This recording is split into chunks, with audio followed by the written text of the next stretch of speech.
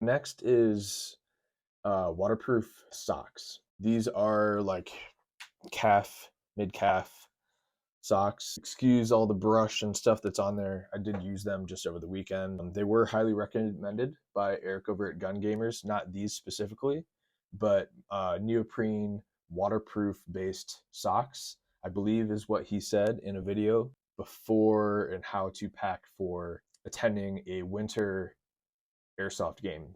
And I watched that video a few months ago and didn't really do anything about it, but then I started playing on the weekends just some games in snow with friends, and my feet were starting to get soaked. One thing that you can do is I'll wear the sock liners that you can get from REI with a good merino wool sock.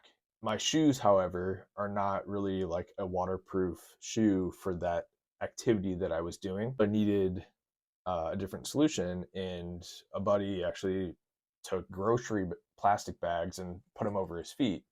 That works for the day, but when you throw your grocery bag out after the end of the day, or it's no longer in your car, you don't have what you need to be able to go play a wet weather game where you're stepping around in snow for hours at a time. For that reason, just before this weekend event, I decided to hop on Amazon and ask around to see if anybody had any recommendations for waterproof socks. And this is what I came across myself, taking that idea from Eric in mind. So these are from Randy Sun. I forget the actual, probably like 20 bucks. I did buy some from SealSkinz, but I didn't try those for the day. When I got them from Amazon and took them out of the package, I immediately just threw my hand in it, did a test under the water, hot and cold. It's interesting, you could feel the sensation of the hot and cold, but there was no wet.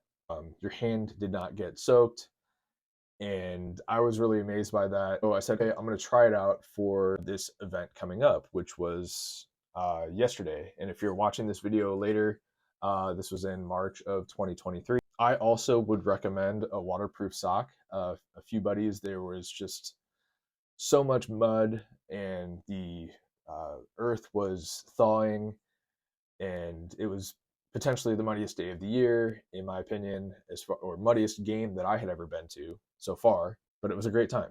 So I did not experience 1 ounce of cold or discomfort having used this style of sock. And now I also highly recommend it.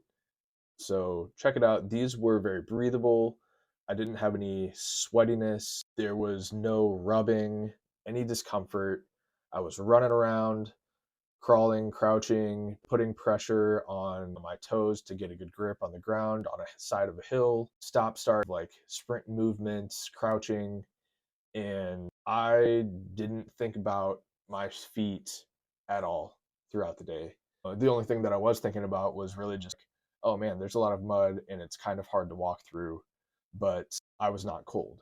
Check these out if you want. I know this is just like a talking video with no motion in the sock at all, and I wasn't like showing you anything, but the sock was true to size. This is what they look like. They're thick. They're definitely more expensive than a plastic bag, but I think the instructions said that when you wash these, you want to drip dry is probably the best way to go about drying them. And then just if you want to see them up closer, Randy Sun is the brand name. Maybe I'll keep the SealSkinz one that's got like a higher ankle to it. Just grabbing that real fast because there's some stuff that I bought that I really haven't tried yet, and I think they're good solutions. But so to throw more into the video, these are the SealSkinz socks. It's got the same feel to them. I imagine it's a similar style of protection. So I'm not going to do a full review on these because I haven't tried them yet, but they are taller than the other sock. So I'll leave that at that and set these to the side. Not knowing what it was going to be like for wet weather, I also thought it might be a good idea to have a good baseline glove, but I didn't think about the sizing for my mechanics gloves, and I needed to get a size larger. or maybe 2 sizes, because these are a thicker glove. On the back here it says waterproof, windproof, breathable, durable, silicone palm grip, and ultra tactile. They are a solid, let's see if I can get my hand in one of them. This is a size small.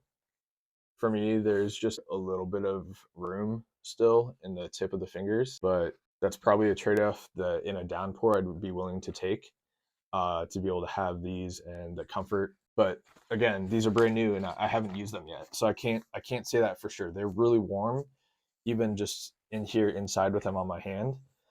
Definitely a cold weather solution, but if this is something that you're looking for, maybe check it out. But for the weekend, when it got down to 20 degrees at most, maybe 15 for the day, in the morning it was definitely cold. The previous day it got down to -2, and just with the stuff that I had, I was fine. Definitely a longer exposure, potentially outside activity glove to have, where if you're more active, you can get away with having a mechanic's glove, but it may you may be cold when you're not doing things. So you would want to have a second pair of gloves that is colder. And the only reason why I feel like I can say this is I've done some hiking and some outdoor type activities and experience, but by no means am I an expert. Just keep that in mind, and take everything that I say with a grain of salt, because I haven't really experienced that much. But I do look for good products, and I like to research stuff, and I see what other people are using, and I think about their application and whether or not I would actually end up using that myself. So I also try not to buy things that I don't actually anticipate using and wouldn't recommend to other people, because more things is not always better. These are a gaiter. A gaiter actually wraps around the bottom part of your leg, and this belt goes under the bottom of your boot, and then this is actually the front part here, where this little loop hooks onto the front of your bootlace, and then the entire thing opens up with really loud Velcro, and then you can put it over your leg and close it. At the top of the gaiter is actually this cinch here, so you can close the opening of the gaiter over your calf. And the version of this one, I picked the black because it was immediately available when I was looking for the product. But if you're going airsofting or you have other requirements, multicam or tan may be better suited for you, or like white or whatever color that you want, to be honest. These are the Rocky Mountain High gaiter, and by Outdoor Research. I've only recently started getting more outdoor research products, but of the ones that I do have, I do enjoy. But that's probably where I should cut this video off. Thanks for watching, guys. Stay tuned for more of the review and just like my experience with these products. Thanks.